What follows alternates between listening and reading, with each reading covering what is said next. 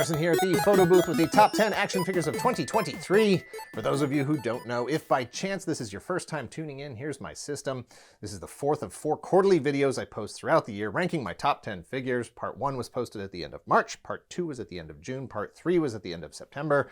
If you haven't already watched those videos and want to see what the evolution of this list was, how we got here, go check out those videos and then come on back. Please note the major difference between those videos and this video is the way I make my selections. In those videos, I throw everything into the booth that I've acquired up to that point and then make live selections. It is an agonizing process for me, and you folks watching at home seem to relish in my suffering. Now that's entertainment. That said, I love putting my top 10 together every year, and for that reason, I can't leave the decisions up to how I'm feeling in the moment. I like the final top 10 to represent a snapshot of the year, and therefore this list, this final list, is deliberately constructed to meet that end. Here's the rules I work with. Number 1, to make the list, the figure had to be released in 2023. There's a little gray area in December and January. Sometimes figures get intended for the current year aren't in hand until the next year, and sometimes figures that were intended for the next year are in hand this year. Number 2, if I didn't buy it, it's automatically disqualified. I like what I like. It's possible that there are figures that came out that I didn't get but may purchase in the future. Too bad, as far as this list is concerned. Number 3, sometimes I get samples from companies that I don't have to pay for. I don't count them unless it was something I already had on pre-order. Number 4, no customs. However, and this goes especially for this list, an accessory swap, a cloth cape replacing a plastic cape, that kind of thing is okay because it's actually pretty common, and I'll point those things out as we go. One last housekeeping point. This here in the booth, this is the McFarlane Toys 1989 Batmobile. This is the 2nd edition. It's really great, but there's no way it was making my list. None of the vehicles I picked up this year were ever in contention. I love the HasLab Sky Striker and the HasLab Hiss, but they are very rare, very extreme exceptions to what I collect, and they just don't fit into what I want my year-end list to be. All right, let's do this. At number 10 is the Mattel Hammond Collection Ankylosaurus. Ankylosaurus, however you want to pronounce that. I looked it up on Google, and there wasn't really a clear, definitive way that was being pronounced. Also, strangely enough, if you Google that, you get a button that you can click to hear what an Ankylosaurus would have sounded like, which is that's a little weird because nobody knows for sure. This is just a fantastic figure. I'm not collecting the Hammond collection. I do like action figures of animals. If you go back to last year's top 10, you'll see there was a moose and an alligator on there, which is fantastic. Something that I would definitely love to be able to indulge more in as far as my 6-inch scale collection is concerned. Like I said, this is 1/18 scale 4-inch, so not a big deal. I just love it. It's my favorite dinosaur of all time, and to get such a nice, well-articulated, accurate as far as we know, version of this, it's just been a lot of fun. And this guy, or gal, whatever, as soon as I got it, it was on my desk in my workspace. And it just stayed there for the entire year. And that's a pretty common thread for most of the figures, for all of the figures in this list. It's that they just, they were the kinds of things that I was constantly handling, constantly picking up and messing around with, that just made me smile and that I had fun with. So number 10, that's you. Ankylosaurus is from Hammond Collection. At number 9 is SuperSev's The Worst Ultimates. I know that's ironic. The brand is the worst. These figures are from the Ultimates line. Robot Reaper and Black Falcon, it's a tie. It's a tie because it's basically the same figure in different clothing, right? Like it's a skeleton guy with an outfit. You got a cool knight over here. You got the Grim Reaper over there. But they both had things about them that I just absolutely loved. I absolutely adored. Look, when the worst first came out several years ago, I don't know, 2019, I think maybe it was 2018, somewhere around there, whatever it was. I think it was earlier than that because I fell in love with Captain Deadstar when I had it on display at Toy Fair 2019 or 20, I can't remember which one it was. I just love the line. The characters are fantastic. It's interesting. I'm highly encouraging of original IP, and just the whole premise behind these guys is just being like sort of generic bad guys. You can work with any line. I love that. I love it. It's a brilliant idea. When they announced Ultimates and the first wave hit last year, super excited. Captain Deadstar, Batula were the two that came out last year. Very excited to get those in hand. Obviously, price point's a little high. It's really difficult to pay that much for these. And then when they actually came out, I did put Captain Dead Star in my top 10 last year. Batula is one of the worst figures I've ever purchased, especially for how much we had to pay for those. But, you know, this is Wave 2. We got Black Falcon, Robot Reaper, much improved. The gimmicks are fantastic. Wired cloth cape, interchangeable hands. There's a translucent head and translucent hands. He's got a bag with his lunch in it. Robot Reaper has three different alternate heads, I believe, different alternate hands, weapons and stuff. You can take the robe off the robot, turn it into a completely different looking, like Super Sentai or Kamen Rider type of character. He's got a head that puts a 5 1/4 inch floppy disk. You can put that right in the back of his head. It's his to kill list. I love it. I love the gimmicks. I love the sculpt. I love the design. I love the paint treatments. I do wish this gold armor was a little bit more gold, not so just sort of mustardish, brownish kind of color. But I love them. And like I was just saying about the Ankylosaurus, these guys were on my desk all year. This was a huge year for skeletons. I have so many skeletons that came out in 2023. And these two were two of my absolute favorites. I love them. The articulation could be a little bit better. There's no room in the abs to do anything here. The elbows barely go past, in some cases don't even hit 90 degrees. So there's a lot of room for improvement, but I still can't help that I absolutely love these figures. I had a lot of fun with them this year, and I'm eagerly awaiting Wave 3 with Cortex Commander and Killer Bat and whatever else is coming on after that as well. Hopefully this is a sign that the worst is moving in the right direction, the best direction, and we'll see what 2024 holds. But yeah, I cheated because I put two of these guys in the same spot because they are essentially the same thing, just a skeleton guy. All right, at number 8, we have Hasbro's Star Wars Vintage Collection, Kenner Colors, Boba Fett. Anybody who knows me, anybody who's been following me for any amount of time knows that this is absolutely not a surprise that I got this, that I put it on my list. One of those little customizations I was talking about, I did swap out his regular Boba Fett blaster for just a Stormtrooper blaster to make him a little bit more accurate with the sort of Kenner Colors, Kenner homage look. He originally came with a Stormtrooper blaster, and I've done that with any of the figures that have been released that have the sort of Boba Fett Kenner Colors homage. The Sideshow, 6 scale, the Black Series, Comic-Con exclusive one from several years ago. I always put it's obviously. It's surprising to me that this guy didn't rank a little bit higher, but here we are. I've got so many Boba Fett figures. I have so many of the love for the Kenner Colors. It's so nostalgic. It's great. And this was another one that was on my desk for just about the entire year.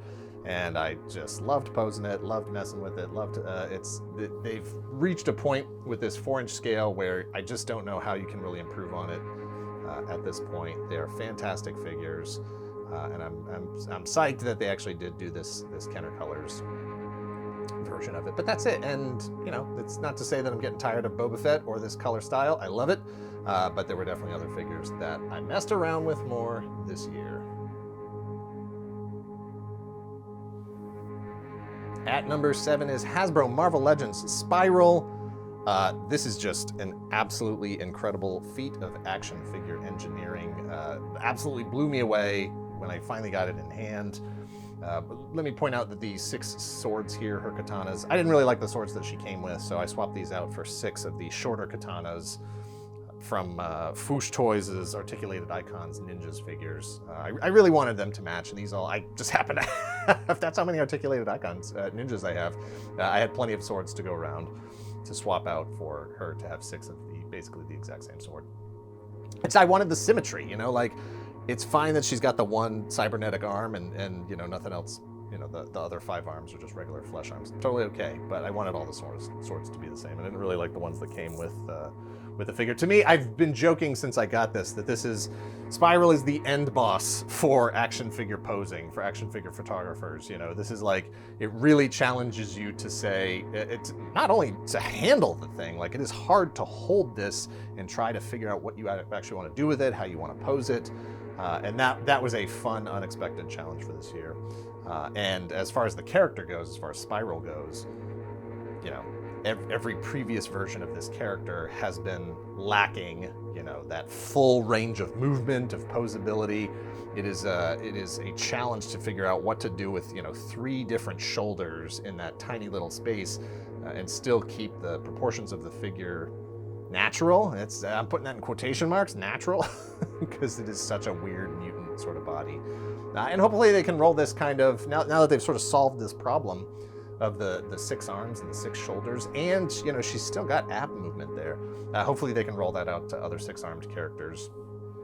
There's at least 2 in the Spider-Man universe that could benefit from that, but we'll see. But this, man, I'm blown away by what the team there at Hasbro was able to do, just in terms from an action figure, purely action. If you don't know anything about Spiral, you know anything about the Marvel universe, just being able to do something that interesting and that spectacular with an action figure, she was a no-brainer for me to be on the list.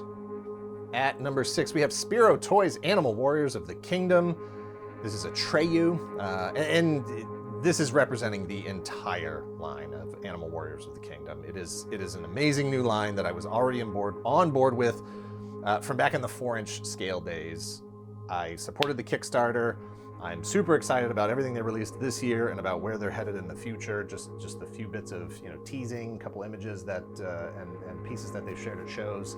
Very excited about where they're going to be taking this line in the future. I was never really a Thundercats guy, so it's not like modern Thundercats, but it kind of is that,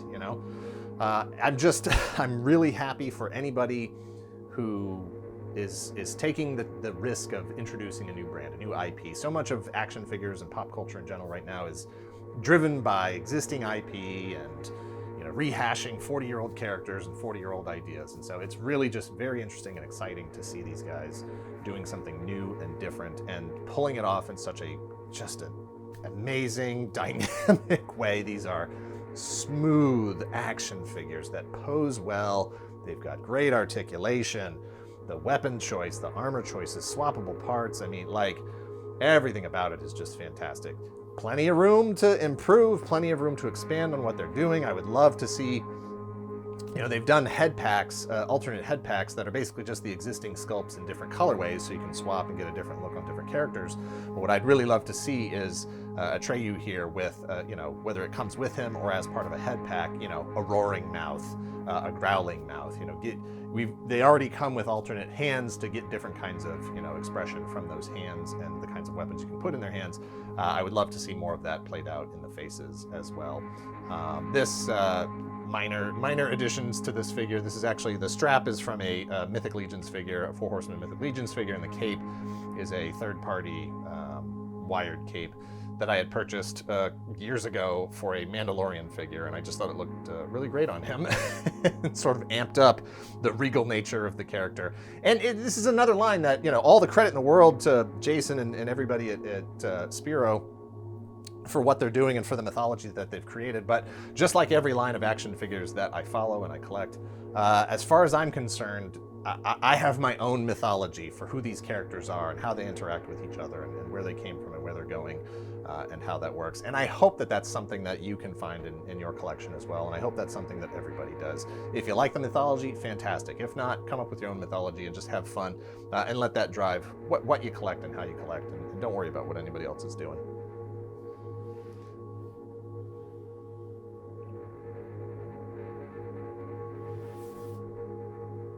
At number 5, we have the 4 Horsemen's Cosmic Legions. This is Novian Lean and Tusk Gravekeeper, or Sligor, depending on how you decide to dress him out in the final. Just like Robot Reaper and Black Falcon, just like Atreyu there with Animal Warriors of the Kingdom. These guys are representing all of 4 Horsemen. 4 Horsemen has their Mythic Legions line that has been ongoing for several years now, and then this year Cosmic Legions first started to hit. I still think of those as 2 different lines, even though technically you could just mash them all together and call them one big thing. The parts are interchangeable. Characters can swap out stuff, do whatever you want with them. It's all good. For me, when Cosmic Legions was announced, I was hesitant because I didn't really out of the gate love the designs, and I ordered the sort of 3 army builders. Once I got those in hand, it was like, okay, these are cool. And then I don't know, it was weird, all of a sudden it was like, I need more. I need more characters. And then they announced the next wave, and it was like, oh, that guy's cool, that guy's cool. And Mike Case and I, you know, would go back and forth talking about which ones we liked, which ones we were ordering, all that stuff. And so, you know, him having fun, me having fun, we were sort of driving each other through this whole cosmic and mythic experience. But these two guys in particular, I couldn't pick between the two because I had so much fun with both of them. I loved both of them so much. This guy, Novian Lean, looks to me, it's like if Bosk and Boba Fett had a baby, right? Like he's this intergalactic bounty hunter guy. He's got that sort of, you know, he's even got the wrist rocket on his armor, his gauntlet there. I love the colors. He's got alternate heads, so he's got the open mouth and the closed mouth. A little bit of a Predator thing going on there, but I love it. I love the whole design of that character. I choose to keep the collar off, but you can put the collar on if you want to as well. It's no big deal. And then, you know, the Tusk Gravekeeper over here, like, first of all, kick-ass name. Second of all, this guy, like, one of the things they don't do, one of the things Four Horsemen doesn't do is they don't give you instructions on, you know, what to do with anything. And so sometimes there'll be parts and pieces in a package and you'll just be like, I don't know what to do with this stuff. I don't know how to do this. And you go look at 1/6 Shooters photos, you go look at the other photos, you look at whoever's got it in hand at that point, and you're like, okay, well, I guess I can just do whatever I want to with this. And that's part of the fun of the line, is you get to just whatever you want. Don't worry about what everybody else is doing. Have fun. These hoses that are on here, put them wherever you want to. Like, I think in the original photos, they connect to the gloves and then they plug into the back. I didn't like that. I didn't like those hoses hanging out everywhere. So I have these hoses tucked into, there's two little like vents here on the chest armor, and I have them tucked in there. And it doesn't hold. I could probably glue and they'd stay there. But as far as how I display it, I love it. I love the shield. I love this version of the helmet. There's like 6 different ways you can have the head on there. But then this sword doesn't actually go to this character. This sword is actually from a completely different Mythic Legions character. But, you know, once I put this sword with him, I was like, oh, that's it. That's the guy. That's what I like. I like how he looks with that. I like the colors. I like the pop of the orange blade, and it's done. And so this is how, as far as I get into, you know, customizing something. But I just love it, and it's. You know it's right when you can't really explain to somebody why you like it so much. You just go, I just like it so much. I don't know what to tell you, man. That's what it is.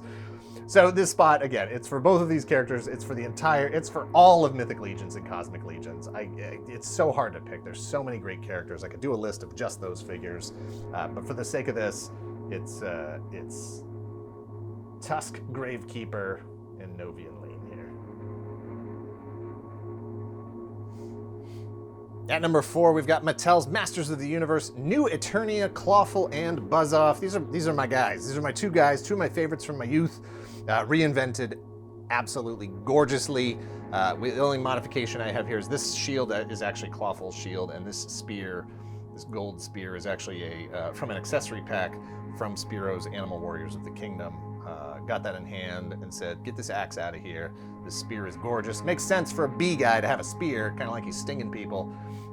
Love the translucent helmet. Love the wings. Love everything about it. I love this armor. I thought for sure when I saw the initial solicitation pictures I was going to take this chest armor off. Nope. Love it. Love it. Love the color. Love that extra dash of color.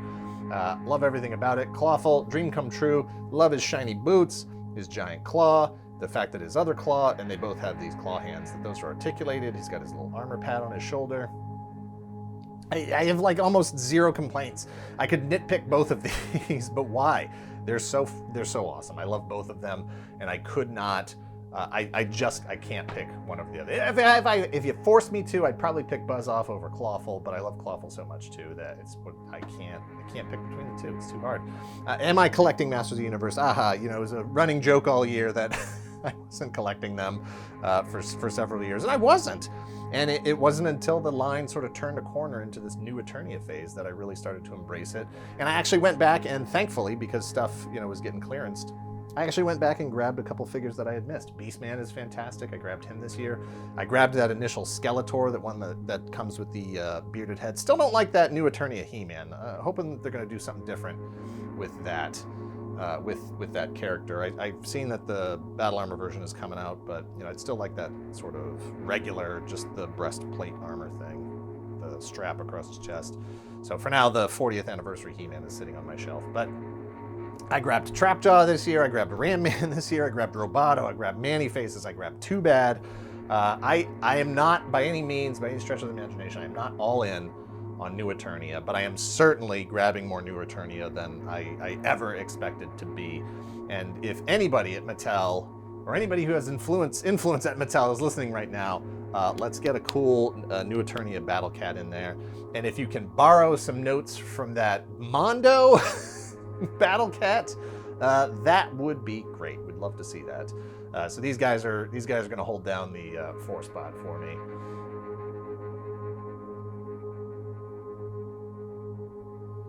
At number 3, we have Hasbro's G.I. Joe Classified. Well, this is Storm Shadow, but yeah, I was thinking about, I was gonna go with Snake Eyes, Retro Snake Eyes, but I also thought maybe I might go with Torpedo.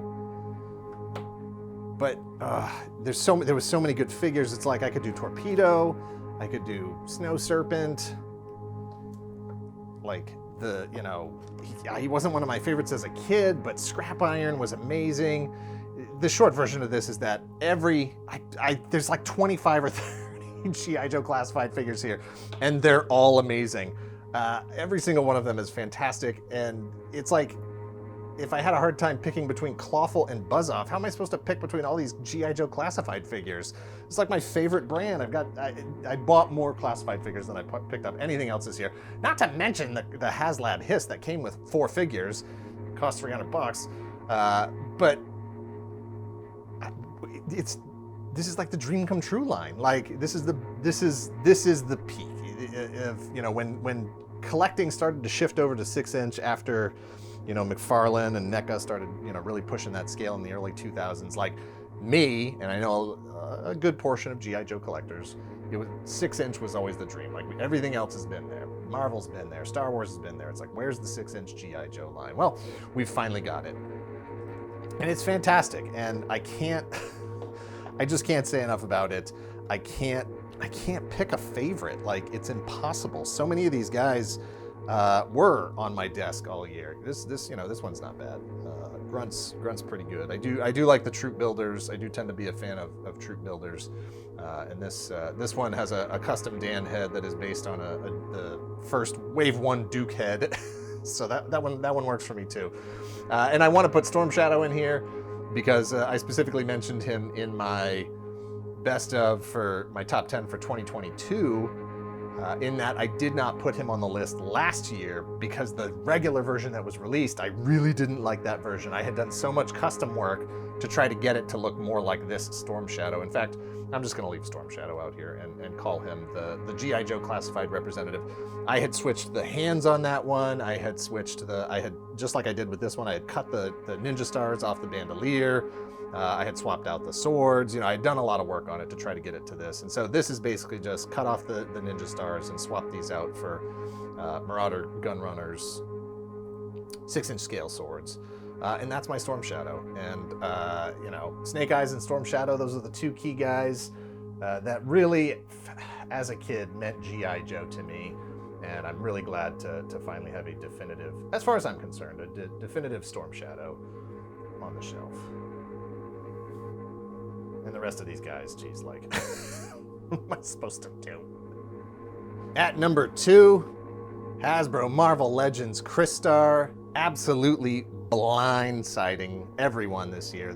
The return of, more retro, I don't even want to call it. I never even ever considered that this was something that could potentially have been in play until they made the actual announcement. And, it hits, it checks all the boxes for me. Translucent figure, guy with sword and shield helmet. I wish the helmet was removable. It's not, so be it. Retro line that I can't say that I was into Crystar as a kid. It was definitely not one of those lines I had then.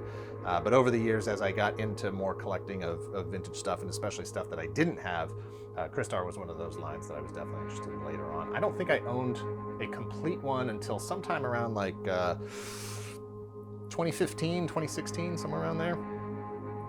But absolutely stunned. I'm looking at this thing in the booth and I still can't believe it's actually here. It actually exists. That that the team at Hasbro, you know, took the steps, did the research, looked it up, and said, wait a minute, this is something we can absolutely do. It is well within our rights to exercise this, and let's go. And I'm encourage them to do even more. Obviously, lots of people are asking about Rom. Rom's not really high on my list. I would love to see Visionaries. I would love to see more characters from Crystar for sure.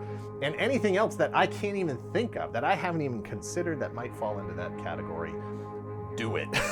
Do it, do it, do it. I would love to see it. This figure's great. Alternate hands. He's got the correctly pivoting wrists to hold that sword up high. The clear shield. You know, my only complaints are that the helmet isn't removable, but if you follow me on Instagram at Toy Galaxy, I did find out that the Iceman, the Diamond Select Iceman head, does swap onto there pretty good. You got to put a little bit of blue tack or something on the neck because the peg isn't exactly the exact same size, so it does sit a little bit low. But that does work if you want to do that. And then this diamond, which I understand the sort of aesthetic reason and the modernization reason for making that crystal bigger, but it does inhibit both the ab crunch and the ab swivel, the waist swivel. So that's a little unfortunate because I really would like to have a little bit more range in both of those joints. It does flex, but I'm concerned that it'll flex to the point where it'll either break or stay bent, and that's really not what I want. But overall, and you know, I considered on this figure, it's really late. As I understand it, you know, UK fans have had this figure for a month or two now, somewhere around there, and it's just shipping now in the US for most people. And so I considered pushing it over to 2024 and letting it run the table, because that's the thing, like it hit so late in December that it really didn't get a chance to be a year-round, have on my desk kind of thing. You know, I haven't spent a ton of time with it. I only got it like 2 weeks ago, you know? So it's that trying to balance the recency bias against knowing that this is just something that even if I got it on January 1st last year, it would still be sitting in this number 2 position because it is just so absolutely incredible and amazing, and I can't believe that it exists. All right, that brings us to our number 1. It is Warduke. Both of them. It's NECA's Dungeons & Dragons Ultimate Warduke, the Ultimate Evil Warrior. And I'm just throwing in the Diamond Select Mini-Mates Lil Warduke, Lil Duke, to go in here with him. Because as much as Crystar blew me away this year, the announcement of Warduke 2 years ago, I shouldn't have been blindsided by it. I shouldn't have been surprised by it. Every 40-year-old brand, somebody's trying to exploit it in some way. Somebody's trying to make a figure. Somebody's trying to make a couple of bucks. So I should not have been surprised that at some point somebody would have said, let's do Warduke. But I was, because I just didn't think his time was ever going to come. I thought it was too obscure. I just didn't see it ever happening. And so for it to not only happen, but for NECA to have the license to be able to put that figure together. Hey, look, I would love if everybody wants to get the license. I'd love to see the Mattel version. I'd love to see the SuperSev version. I'd love to see the Hasbro version. Of course, anywhere they want to go with it, give me your Wardukes. Let's go. This is just, I love this figure. I was a fan of the vintage figure. Since it came out, you know, in the 80s, I've always had both the regular and the Battlematic. He's just got that look, that style. Nobody else looks like this guy. Nobody else is doing what Warduke's doing. The armor, the helmet, the shield, everything about it. He's just so cool. And this figure's not perfect. It's perfect for me. It's perfect for me. But it is not perfect. There are places definitely where it could be improved. In fact, I've already made my own modifications to it. I did already post a video showing that I sort of shaved down the inside of the rib cage there to allow his arms to hang a little bit more naturally, to hang a little bit closer to his torso so that it's not always so much that he's airing out his pits. That stuff is going to get better, I think, as the line goes on.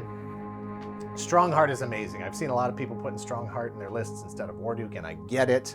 I totally get it. It's an absolutely gorgeous figure as well. I considered throwing Strongheart in the rest of my top 10 somewhere, but it's all about Warduke, and I